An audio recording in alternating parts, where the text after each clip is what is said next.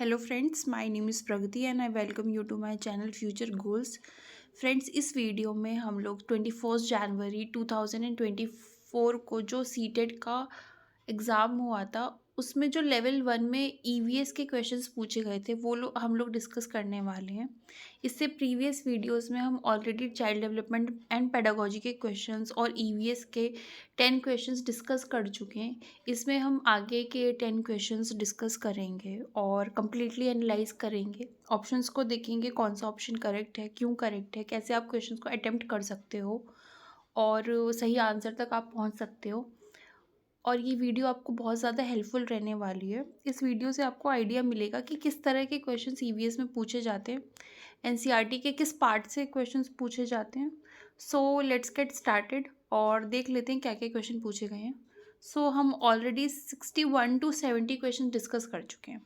अब हम 71st question पे आते हैं। 71st क्वेश्चन कहता है, textbooks of EVS should reflect the recommendation of NCF 2005 of linking students' life at school to their life outside.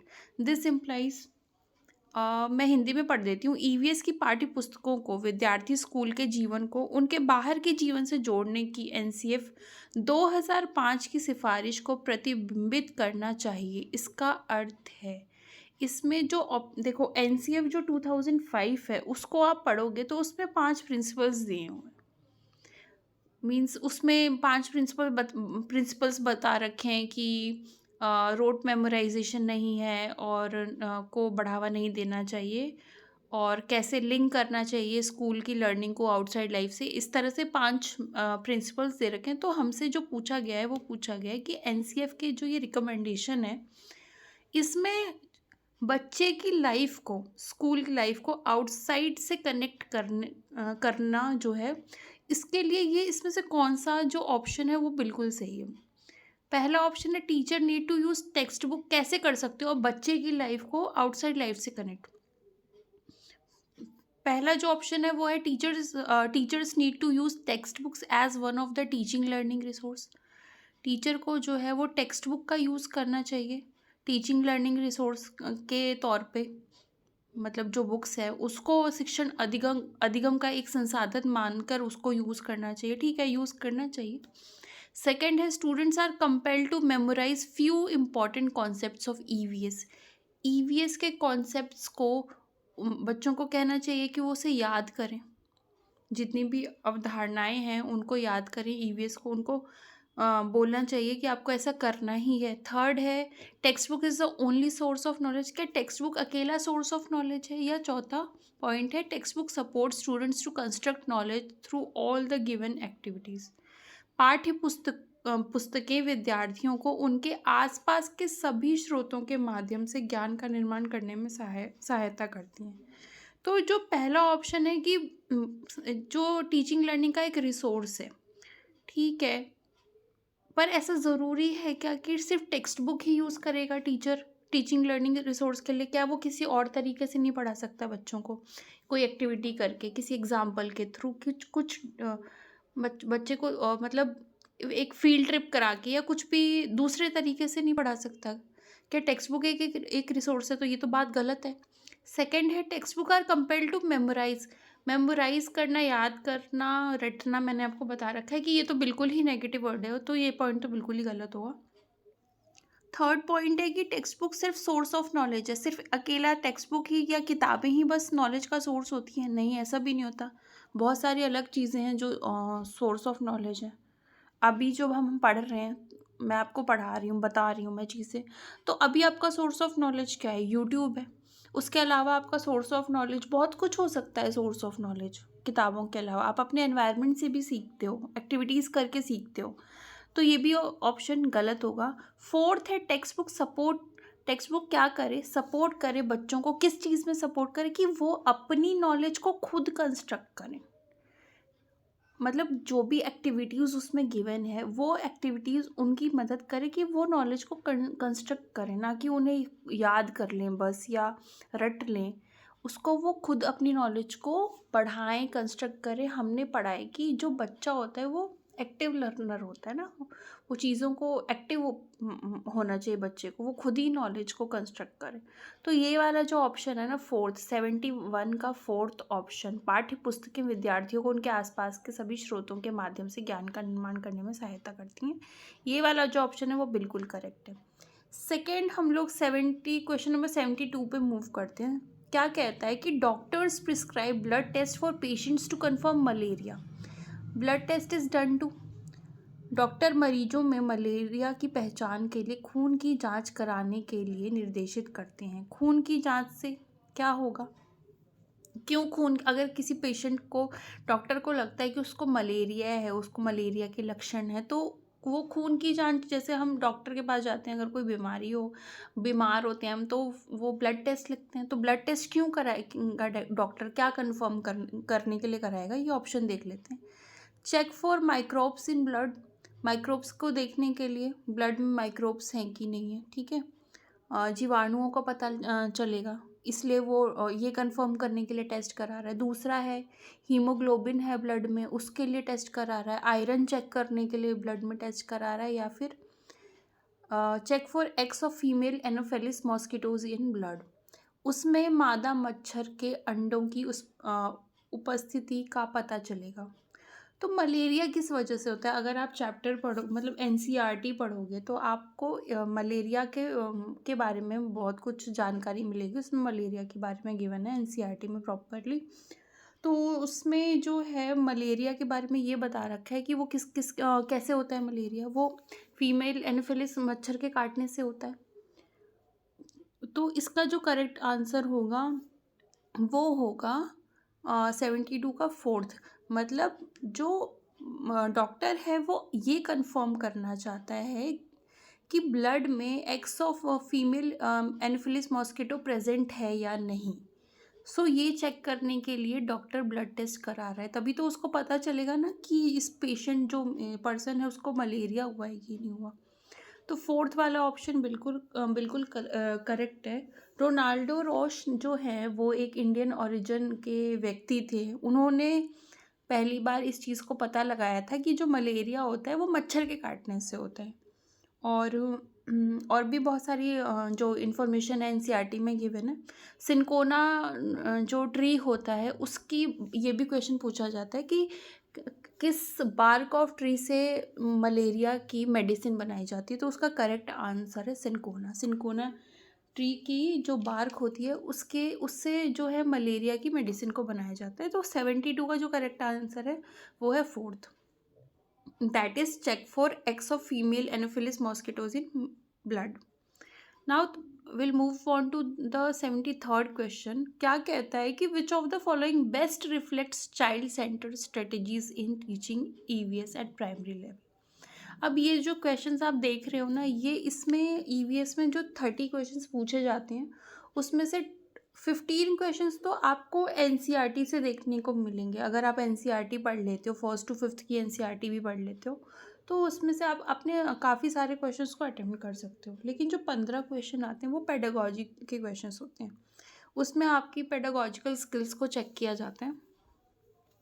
तो इसमें हमें इसलिए 15 क्वेश्चंस आपको एनसीईआरटी के देखने को मिलेंगे और 15 आपको पेडागॉजी के देखने को मिलेंगे। तो ये जो क्वेश्चन है वो ये कहता है कि इसमें से कौन सा जो ऑप्शन है वो चाइल्ड सेंटर अप्रोच को दिखा रहा है। चाइल्ड सेंटर अप्रोच क्या होती है? बच्चा जो है वो एक्टिव पार्टिसिपेंट है और वो खुद चीज़ों को एक्टिवली कंस्ट्रक्ट करके खुद चीज़ों को करके सीख रहा है। वो लर्निंग बाय डूइंग से सीख रहा है, टीचर पे डिपेंडेंट नहीं है। वो टीचर तो सिर्फ उसका एक फैसिलिटेटर है और बच्चा जो है वो खुद से सीख रहा है करके। तो क्या सबसे अच्छा जो तरीका होगा, इसमें से कौन सा सबसे सही तरीका होगा? तो यहाँ पे ऑप्शंस जो हैं वो गिवन है डिस्कशन, देन बी है डेमोन्स्ट्रेशन प्रदर्शन करना, सी लेक्चर और डी सर्वे।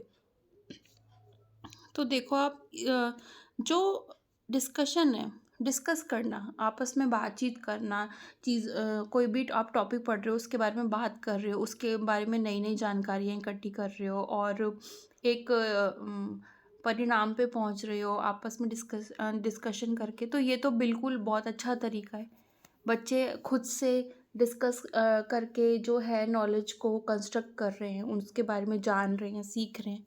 तो ये तो एक चाइल्ड सेंटर अप्रोच लगती है। सेकंड ऑप्शन भी देख लेते हैं, डेमोन्स्ट्रेशन। डेमोन्स्ट्रेशन में क्या होगा कि जैसे आपने कोई लैब एक्टिविटी की होगी, उसमें क्या करता है टीचर जो है बच्चों को, जैसे कोई एक्टिविटी करा रहा है तो टीचर डेमोन्स्ट्रेट कर रहा है बस। जैसे हमने एक क्वेश्चन देखा था फायरलेस कुकिंग वाला, सैंडविच बना के दिखाना बच्चों को फायरलेस कुकिंग में, और शिकंजी वगैरह बना के दिखाना। तो टीचर क्या कर रहा है, खुद से डेमोन्स्ट्रेट कर रहा है, खुद बना रहा है और सारे बच्चे उसको देख रहे हैं। तो इसमें तो जो मेरे को मेजर रोल लगता है वो टीचर का लगता है।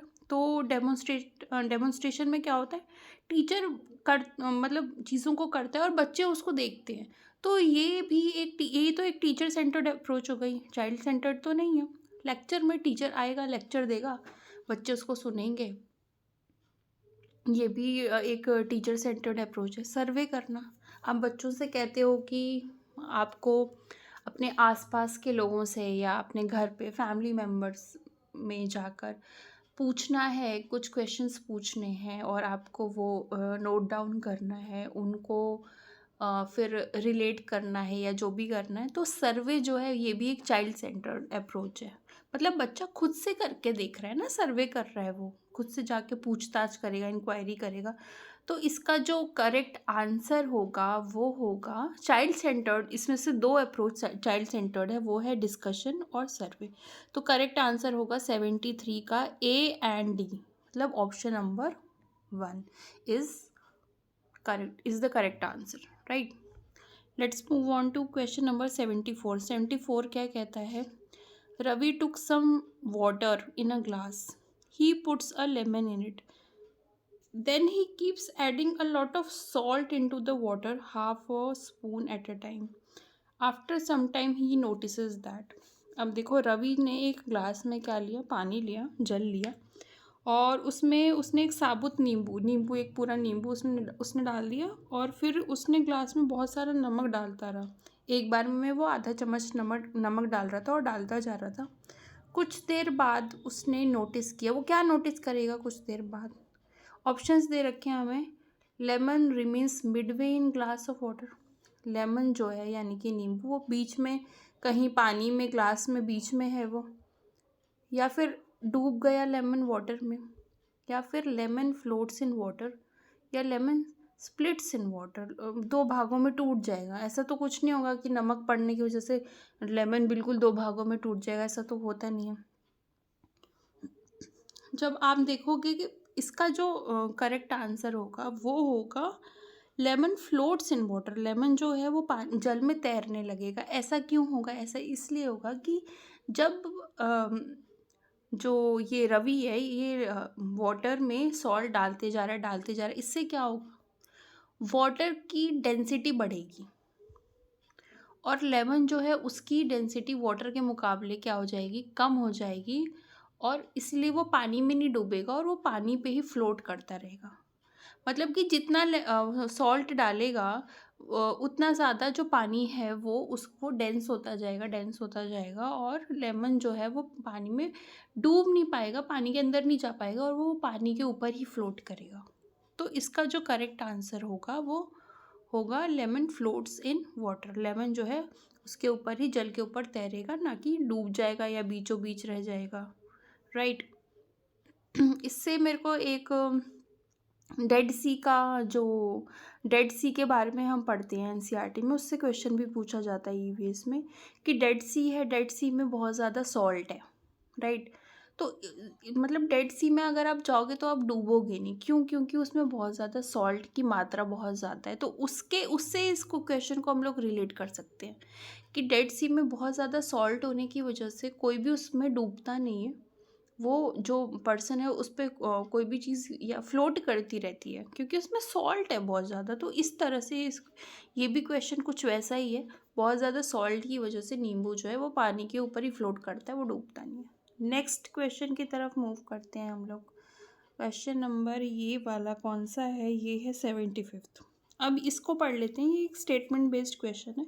Read the following statements carefully, मैं थोड़ा सा जूम कर देती हूँ, and choose the correct option. Statement A क्या कहता है कि xylem transports water and minerals from roots to rest of the plant.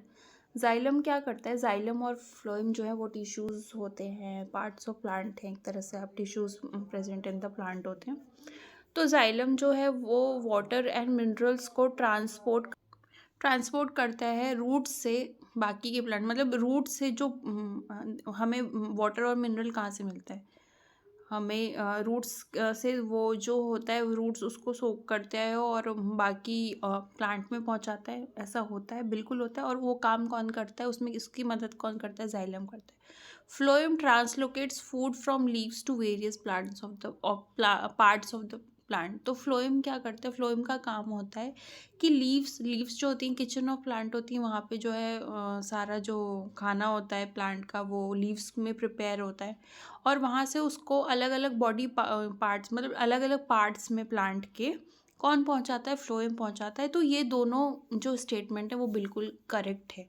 Xylem का काम होता है जड़ों से बाकी हिस्सों तक जल और खनिज को पहुंचाना, और फ्लोएम का काम क्या होता है, पत्तियों से जहाँ पे भोजन जो है वो प्रिपेयर होता है उसको बाकी पार्ट्स तक पहुंचाना। तो ये जो है ये बिल्कुल जो इसका सेकंड 75 का जो सेकंड ऑप्शन है ना, both A and B are true, ये वाला ऑप्शन बिल्कुल करेक्ट है।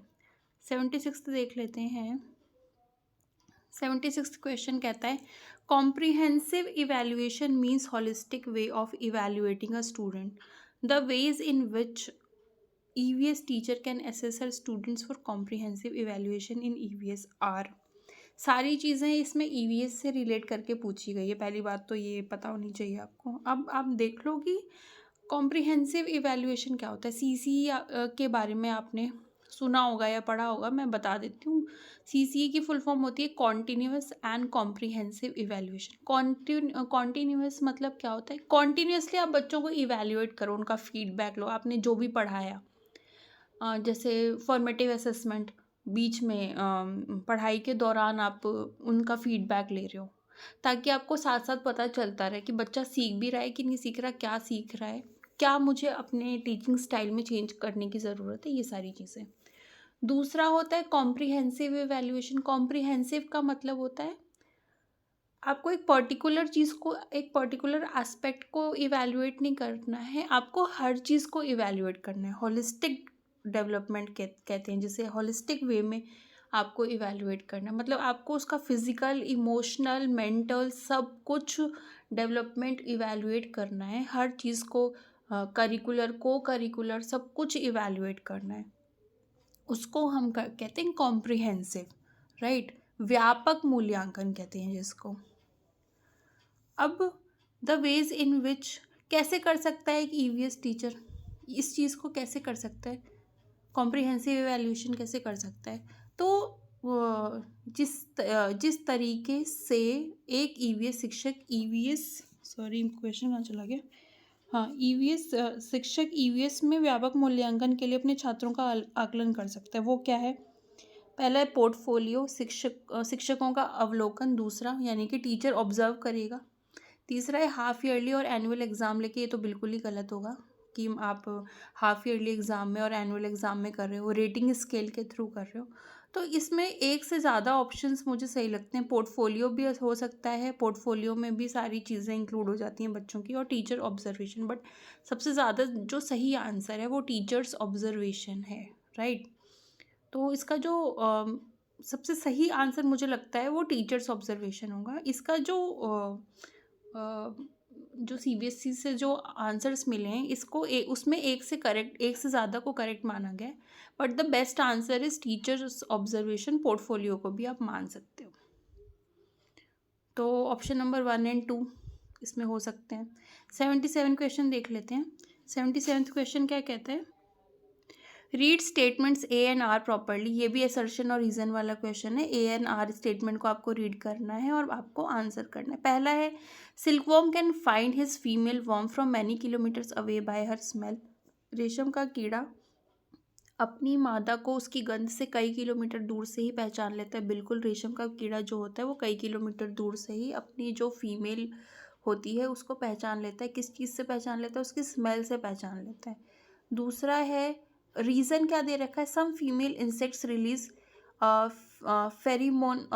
फेरीमोन्स which can be recognised by their males by smell. कुछ फीमेल जो होती हैं सिल्कवॉर्म, वो फेरीमोन्स नामक एक पदार्थ को रिलीज करती हैं, जिसकी मदद से उसकी गंध से जो मेल सिल्कवॉर्म होता है उनको पहचान लेते हैं। इसमें जो ये असर्शन है कि सिल्कवॉर्म बहुत दूर से अपनी फीमेल को उसकी स्मेल से पहचान लेता है, ये भी सही है। और वो फेरीमोन्स रिलीज करती हैं फीमेल्स, ये भी बिल्कुल सही है। तो इसका जो करेक्ट आंसर होगा वो होगा both A and R correct and R explains A. तो ए और आर दोनों कथन सही हैं, और जो आर है वो ए की बिल्कुल सही व्याख्या करता है। तो ऑप्शन नंबर जो 2 है वो बिल्कुल करेक्ट है। अब हम लोग क्वेश्चन नंबर 78 देख लेते हैं। मैं रीड कर देती हूँ। क्वेश्चन नंबर 78 कहता है, students conduct a survey in their homes and neighbourhood to find out the number of members and approximate amount of water used in each family. What skills and processes are developed through this activity. Hindi में read कर लेते हैं एक बार। प्रत्येक परिवार में सदस्यों की संख्या और पानी की अनुमानित मात्रा की खपत का पता लगाने के लिए छात्र अपने घर और पड़ोस में एक सर्वेक्षण करते हैं। इस गतिविधि के माध्यम से कौन से कौशल और प्रक्रिया विकसित की जाती है। जैसे सपोज करिए टीचर ने स्टूडेंट्स को एक सर्वे कंडक्ट करने के लिए कहा है। बच्चों को जो है अपने आस पड़ोस में या फिर अपनी फैमिली मेम्बर्स से पूछना है कि वो मतलब अपनी फैमिली में या आस पड़ोस में ये पूछना है कि कितने मेंबर्स हैं आपकी फैमिली में, और वो एक दिन में कितना पानी यूज़ करते हैं, किस काम के लिए वो पानी को यूज़ करते हैं, कितना पानी यूज़ कर लेते हैं एक दिन में। जैसे नहाने के लिए कितना पानी यूज़ किया जाता है, पीने के लिए कितना पानी यूज़ किया जाता है, कपड़े धोने के लिए कितना पानी यूज़ किया जाता है, ये उनको सर्वे करना है। तो इस सर्वे से टीचर जो है बच्चों में किस स्किल्स को डेवलप कर रहा है, मतलब उस बच्चों की कौन सी स्किल्स डेवलप हो रही हैं ये सर्वे करने से। ये हमें बताना है। तो ये एक प्रोसेस वाला क्वेश्चन है कि आप अगर कोई एक्टिविटी दी जाती है बच्चे को, तो उसको कैसे वो ग्रैब करता है, क्या प्रोसेस होता है, उस प्रोसेस को वो कैसे ग्रैब करता है, ये सारी चीज़ें। तो इस ऐसे क्वेश्चंस देखने में बहुत डिफ़िकल्ट लगते हैं, बट ये ईज़िली हो जाते हैं, कन्फ्यूजिंग लगते हैं। एलिमिनेशन मेथड यूज़ करो आप, और फटाफट ये क्वेश्चन आप सॉल्व कर सकते हो। तो पहला वाला हम ऑप्शन देख लेते हैं, प्रिडिक्शन मतलब अनुमान लगाना। तो बच्चे को सर्वे करने के लिए बोला गया है, उसको खुद से तो कोई अनुमान नहीं लगाना ना कि कौन कितना पानी यूज़ करता होगा। वो तो एक सर्वे कर रहा है ना, बस कंडक्ट क्वेश्चन पूछ रहा है उसमें बस। तो प्रिडिक्शन तो होगा नहीं, एक्सपेरिमेंट भी नहीं कर रहा वो किसी प्रकार का। सेकंड ऑप्शन सेकंड ऑप्शन कहता है क्वेश्चनिंग कर रहा है वो। क्वेश्चन पूछेगा, अगर पड़ोसियों से जाएगा तो पूछेगा ना कि किस तरह से कितना पानी आप यूज़ करते हो, या और कितने फैमिली मेम्बर्स हैं आपके घर में। और लेकिन एक्सपेरिमेंट नहीं कर रहा कोई। सेकंड ऑप्शन में क्वेश्चनिंग दे रखा है, एक्सपेरिमेंटेशन दे रखा है, तो ये भी ऑप्शन गलत हो गया, क्योंकि एक्सपेरिमेंट तो कुछ किया नहीं बच्चों ने। थर्ड है क्वेश्चनिंग इनफेरिंग एक्सप्रेशन। क्वेश्चन पूछ रहे हैं, बिल्कुल क्वेश्चन पूछ रहे हैं। परिणाम निकालेंगे अगर वो जब सर्वे करेंगे और क्वेश्चन करेंगे, तो उसका कुछ तो परिणाम निकलेगा कि हाँ इतना पानी यूज़ किया जाता है, एक फैमिली में एवरेज इतना पानी एक दिन में यूज़ किया जाता है। तो परिणाम भी निकलेगा और वो उसको एक्सप्रेस भी करेंगे, उसको बताएंगे भी, सर्वे करेंगे इसलिए कि उसकी वो एक रिपोर्ट प्रिपेयर कर सकें या उसको एक्सप्रेस कर सकें, उसको नोट डाउन कर सकें। तो ये ऑप्शन तो सही लगता है। देन फोर्थ ऑप्शन है हाइपोथेसिस में क्या होता है कि एक लॉजिक के बेस पे, मतलब एक आप पहले से कोई आपके पास एक नॉलेज है किसी चीज़ की, आप कुछ जानते हैं, एक डेटा है, उसके बेस पे आप एक प्रिडिक्शन करते हो। तो यहाँ पे प्रिडिक्शन जैसी कोई भी चीज़ नहीं हो रही, तो ये वाला ऑप्शन जो फोर्थ वाला है वो भी गलत है।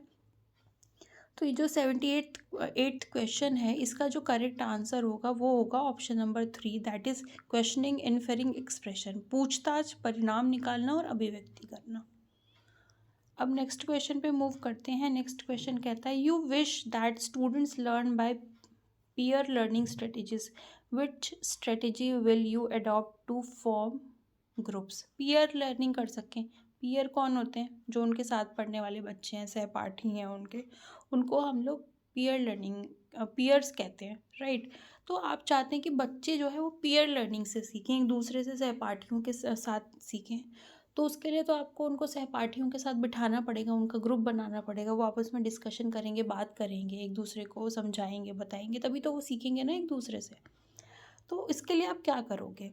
यहाँ पे ऑप्शंस दे रखे हैं। पहला, form a group of 5 students of same gender and socio economic background. आप 5 बच्चों का ग्रुप बना देंगे जो एक ही जेंडर के हैं, फीमेल्स का अलग ग्रुप बना देंगे, मतलब गर्ल्स का अलग बना दोगे, आप बॉयज़ का अलग ग्रुप बना दोगे, ऐसा करोगे?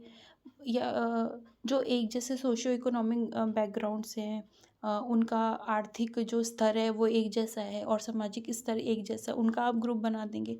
तो फिर जब बच्चे एक जैसे हैं तो वो सीखेंगे, वो अलग अलग चीज़ें कैसे सीख सकते हैं? वो तो सीख ही नहीं सकते। एक जैसे बच्चे एक जैसी चीज़ें ही जानते होंगे और वो अलग चीज़ें कैसे सीखेंगे? जैसे अगर कोई, अगर आपको अलग अलग लैंग्वेजेस से और अलग अलग आपको ट्रेडिशन से बच्चों को अवेयर कराना है, तो आप अलग अलग ट्रेडिशन के और मतलब अलग अलग बैकग्राउंड के बच्चों को एक साथ बिठाओगे, तभी तो वो अलग अलग चीज़ें सीख पाएंगे ना, अलग अलग लैंग्वेज को सीख पाएंगे। सो ये वाला ऑप्शन तो गलत है। सेकंड ऑप्शन देख लेते हैं। आप रोल नंबर वाइज ग्रुप्स बना लो, 4-5, बिना कुछ सोचे समझे आप रोल नंबर वाइज ग्रुप बना रहे हो, ये भी सही नहीं होगा। तीसरा है make a homogeneous group. Homogeneous क्या होता है? एक जैसे ग्रुप बना रहे हो, एक जैसे बच्चों का ग्रुप बना रहे हो, वही आप जैसे सेम जेंडर और सेम सोशियो इकोनॉमिक बैकग्राउंड के बच्चों का ग्रुप बना रहे हो, तो वो भी तो एक जैसा ही ग्रुप हुआ ना, होमोजीनियस हुआ। तो जहाँ पे भी होमोजीनियस ग्रुप होगा वहाँ पे बच्चा, अगर एक जैसा ग्रुप होगा तो वो फिर अलग चीज़ें सीख ही नहीं पाएगा।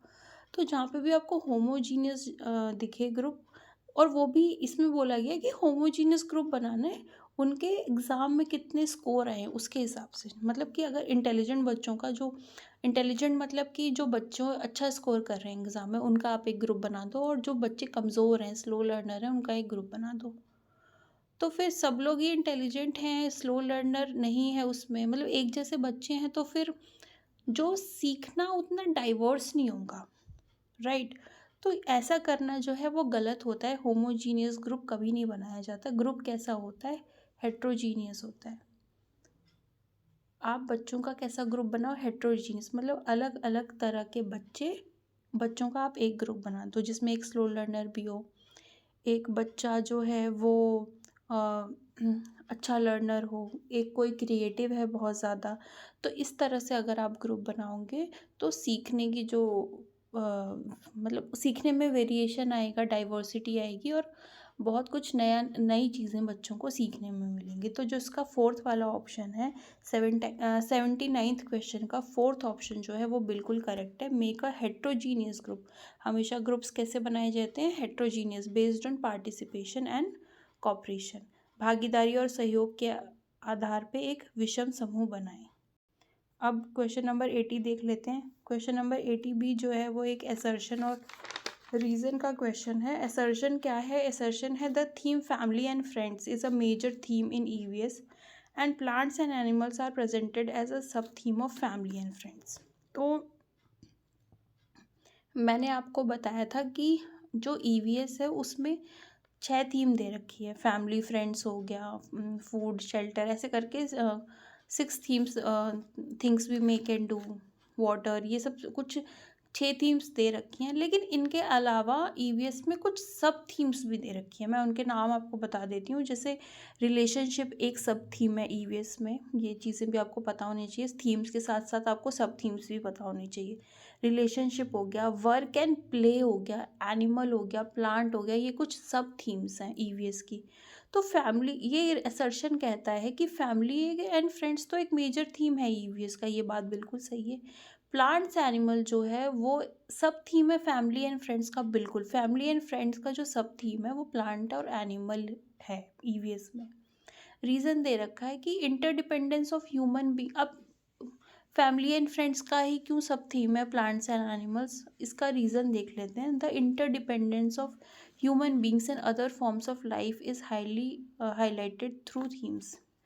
जो इस थीम से मनुष्य और जीवन के अन्य रूप की ये जो अन्योन्याश्रितता है, पर प्रकाश डाला गया है।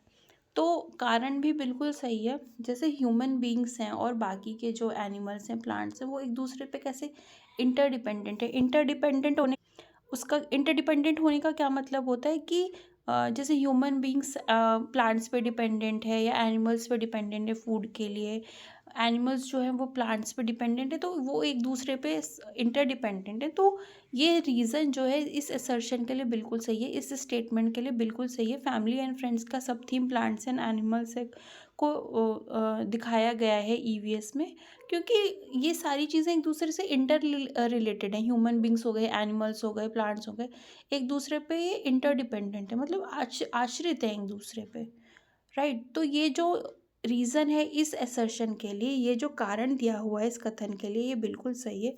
तो इस क्वेश्चन का जो करेक्ट आंसर वो होगा both the assertion and reason are correct and the reason is correct explanation of assertion. बिल्कुल सही जो है, अभिकथन भी सही है और कारण भी सही है, और कारण अभिकथन की सही व्याख्या करता है। Option number 2 is correct for question number 80।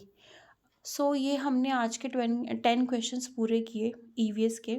Next video में हम बचे हुए जो 10 क्वेश्चन है, 30 क्वेश्चंस में से, उनको हम लोग देखेंगे, उनको एनालाइज करेंगे। सो आपको ये वीडियो कैसी लगी आप ज़रूर बताना, और अच्छी लगी हो तो चैनल को सब्सक्राइब कर देना, वीडियो को लाइक कर देना। ऐसे बहुत सारी वीडियोस आपको इस चैनल पर देखने में मिलेंगी, और शेयर भी कर देना। सो तब तक के लिए bye bye and stay tuned.